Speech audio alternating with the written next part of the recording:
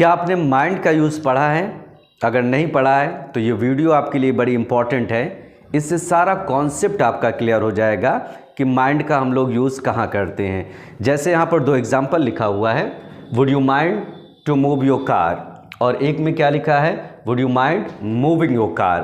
तो आपको डिसाइड करना है कि कौन सा एग्जाम्पल सही है। आई मीन टू से which one is right and which one is wrong. तो आप लोगों ने डिसाइड कर लिया होगा कि कौन सा एग्जाम्पल हमारा सही है, सेकंड। तो ये एग्जाम्पल हमारा बिल्कुल सही है।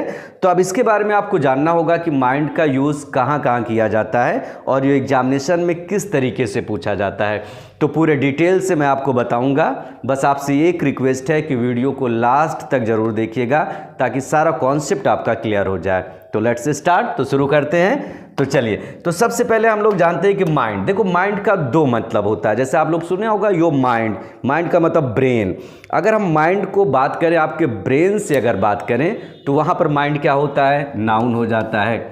तो वहाँ पर माइंड क्या कहलाएगा, दैट इज़ कॉल्ड नाउन। तो वो आपका नाउन हो जाएगा।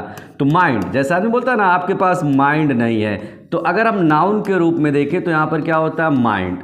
माइंड दिमाग होता है, ये तो सभी को पता है कि mind, your mind is very good, आपका माइंड बड़ा अच्छा है। Your mind is very bad, आपका माइंड बहुत बुरा है। तो माइंड का मतलब मस्तिष्क, मस्तिष्क मतलब ये हेड, तो वो नाउन हो गया। और एक माइंड का मीनिंग और होता है, वो आपका वर्ब होता है। सबसे पहले आप समझें, माइंड की अगर हम सेकेंड फॉर्म बात करें तो दैट इज़ कॉल्ड माइंडेड, और थर्ड फॉर्म की बात करें तो क्या होता है, माइंडेड होता है। तो आप लोगों ने सुना होगा माइंड योर बिजनेस, लोग बोलते हैं ना कि माइंड योर बिजनेस, मतलब अपने काम से काम रखो। अक्सर आदमी बोलता है don't mind, please don't mind, mind मत करो। माइंड करने का मतलब बुरा मत मानो। तो एक माइंड का मीनिंग होता है बुरा मानना, ठीक है, माइंड मत करना यार। जैसे आदमी आपस में बोलता नहीं है माइंड मत करना, तो माइंड का मतलब दिमाग से मत लेना, उस चीज़ को बुरा मत मानना।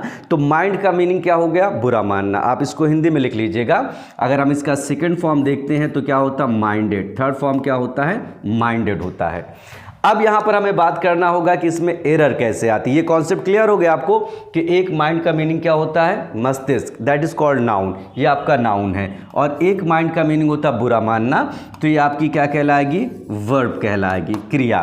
तो हमेशा इस बात को आप लोग याद रखिएगा, कोई वर्ड आप जब पढ़ते हैं तो ऐसा नहीं है कि वो वर्ड एक ही तरीके से काम करता है, वो कई तरीके से काम कर सकता है। वो नाउन भी हो सकता है, वर्ब भी हो सकता है, वो प्रेपोजिशन भी हो सकता है, वो एडवर्ब भी हो सकता है। तो चलिए वो तो अलग की बात है, तो उस पर हम लोग कभी डिटेल से चर्चा करेंगे। तो आज बेसिकली मैं आपको बताऊंगा माइंड पर एरर कैसे आती है। तो देखिए, माइंड का जनरली हम लोग यूज़ कहाँ पर करते हैं, नेगेटिव एंड इंटरोगेटिव। माइंड का यूज़ हम लोग 2 जगह करते हैं। एक जगह हम लोग क्या यूज़ करते हैं, नेगेटिव, नेगेटिव में यूज़ करेंगे, और एक यूज़ करते हैं हम लोग इंटरोगेटिव, प्रश्न पूछने के लिए, ठीक है। तो जैसे अभी मैंने पहले एग्जांपल दिया था, would you mind to move your car, तो वहाँ पर वो एक इंटरोगेटिव के फॉर्म में था, और वो गलत क्यों था उसका सारा डिटेल से मैं बताने जा रहा हूँ। तो माइंड मतलब बुरा मानना, तो इसका यूज़ आप 2 जगह करेंगे, नेगेटिव एंड इंटरोगेटिव में, ठीक है। अगर माइंड के बाद कोई वर्ब आ रही है, सपोज करें अगर माइंड के बाद कोई वर्ब आती है, तो उसमें आपको इंग फॉर्म लेना होगा, मीनिंग आईएनजी लेना होगा, राइट। तो वो आपका क्या कहलाता है, इंग फॉर्म क्या कहलाता है, जेरंड। अगर आपने जेरंड के बारे में सुना होगा तो डेफिनेटली आपको पता चल गया होगा कि जो इंग फॉर्म होता है वो हमारा क्या होता है, जेरंड। और आप लोगों ने एक चीज़ और सुना होगा कि इंग फॉर्म जो होता है वो प्रेजेंट पार्टिसिपल को भी बताता है। तो वो चीज़ कभी हम अलग वीडियो में बात करेंगे कि जेरंड को कैसे पहचानना है, प्रेजेंट पार्टिसिपल को कैसे पहचानना है। यहाँ पर माइंड के बाद कोई वर्ब आएगी तो डेफिनेटली आप क्या यूज़ करिएगा, आईएनजी यूज़ कर दीजिएगा, दैट इज़ कॉल्ड जेरंड। अगर कोई वर्ब नहीं आ रही तो कोई बात नहीं भाई, अगर मान लिया जाए माइंड के बाद कोई नाउन आ रहा है या प्रोनाउन आ रहा है तो उसमें इंग फॉर्म तो लगती नहीं है। मान लिया जाए नाउन आ गया या प्रोनाउन आ गया तो उसमें आपको आईएनजी नहीं लगाना होता है। पहले आप इसको नोट कर लें, माइंड, इसके बाद कोई वर्ब आएगी तो डेफिनेटली वो वर्ब क्या होगी, जेरंड। और जेरंड का मतलब क्या होता है, इंग फॉर्म। और अगर माइंड के बाद कोई नाउन आया या प्रोनाउन आया तो उसमें आईएनजी लगाने की कोई ज़रूरत नहीं है। तो माइंड का इस्तेमाल हम लोग 2 जगह करेंगे, नेगेटिव और इंटरोगेटिव। और माइंड का मतलब बुरा मानना।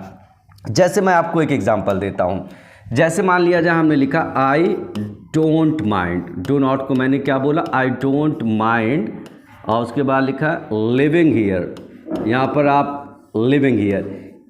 अब समझिएगा ध्यान से, इस बात को आप ऐसे नहीं बोल सकते। मान लो आपके पास एरर आ जाए एग्जामिनेशन में और ऐसे आ जाए आई डोंट और उसके बाद लिखा हुआ माइंड, आई डोंट माइंड और उसके बाद ये आ जाए टू लिव हियर, तो ये एग्जाम्पल गलत हो जाएगा।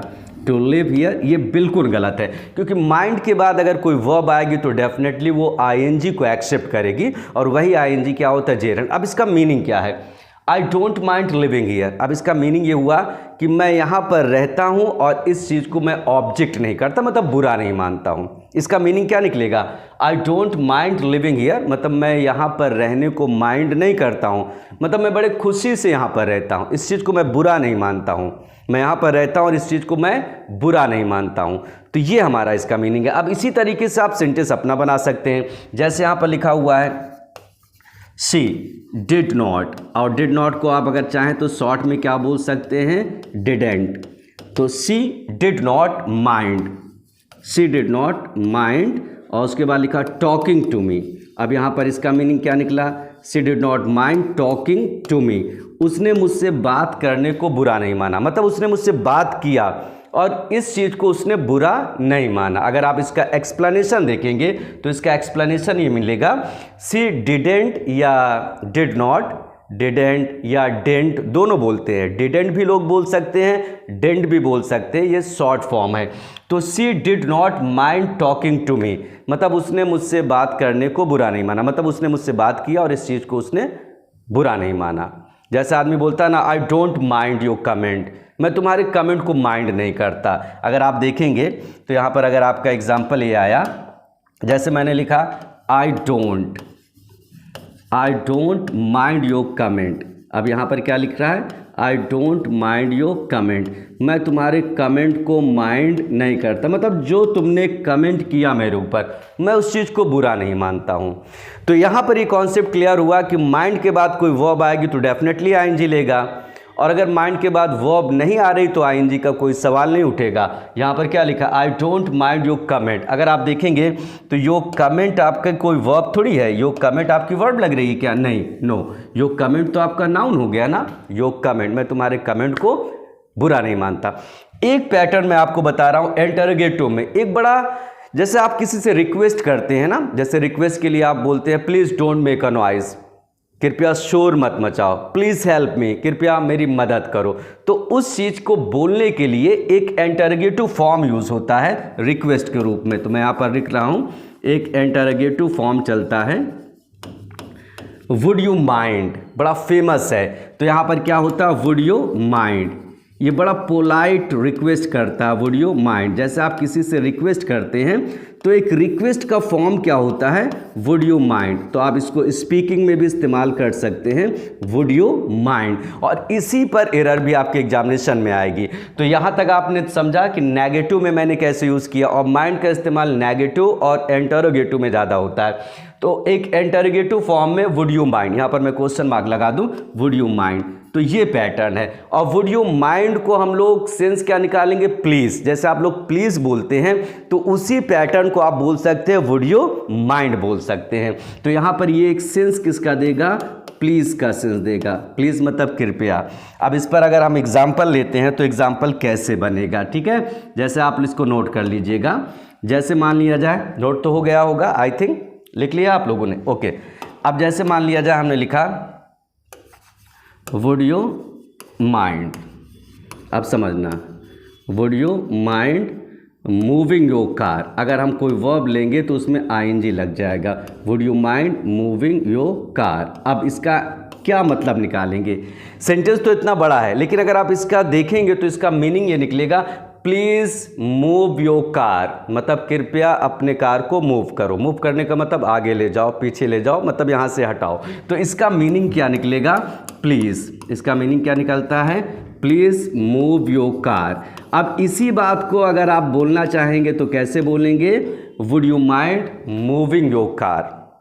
अब जैसे कोई बहुत चिल्ला रहा है तो आप क्या बोलोगे, would you mind keeping yourself quite. तो यहाँ पर मैंने क्या लिखा, वुड यू माइंड से शुरू होगा, would you mind, would you mind keeping quiet या keeping yourself quiet, would you mind keeping yourself quiet. अब इसका सेंस क्या निकला, क्या आप लोग कृपया शांत रहेंगे, अपने आप को चुप कराएंगे। तो यहाँ पर मैंने क्या बोला, would you mind keeping yourself quite, तो इसका सेंस क्या निकला, प्लीज़ कीप क्वाइट। तो प्लीज़ कीप क्वाइट को हम लोग कैसे बोल सकते हैं, would you mind keeping yourself quite. Is it right.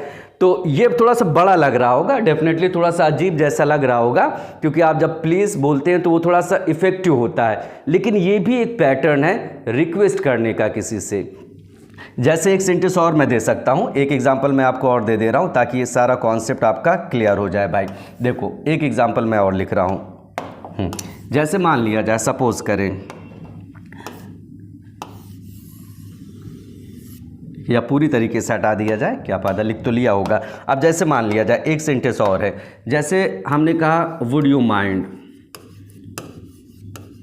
Would you mind passing me the salt. जैसे मान लिया जाए आप खाने के लिए बैठे हुए हैं, पासिंग मी द सॉल्ट। अब जैसे नमक है, नमक आदमी यूज़ करता है ना खाने में, अक्सर रखा होता है। तो अगर आप ये चाह रहे हैं कि नमक काफ़ी दूर है, उसकी बॉटल, उसका जो सैशे है वो दूर है, अब आप किसी से कह रहे हैं would you mind passing me the salt, तो इसका मीनिंग क्या निकला, please pass me the salt, कृपया मुझे क्या दे दो, साल्ट दो, नमक दो। तो उसी बात को हम लोग कैसे बोलेंगे, would you mind passing me the salt. Clear हो गया। और अगर आप नेगेटिव फॉर्म में यूज़ करना चाह रहे हैं, अगर आप इसका नेगेटिव बोलना चाह रहे हैं, तो यहाँ पर आपको लगाना होगा, देखो वुड यू माइंड की यूज़ करिएगा, वुड यू माइंड, और उसके बाद यहाँ पर आप नॉट यूज़ करिएगा, टू मत लगाइएगा, और उसके बाद आप क्या यूज़ करिएगा, इंग फॉर्म यूज़ कर दीजिएगा।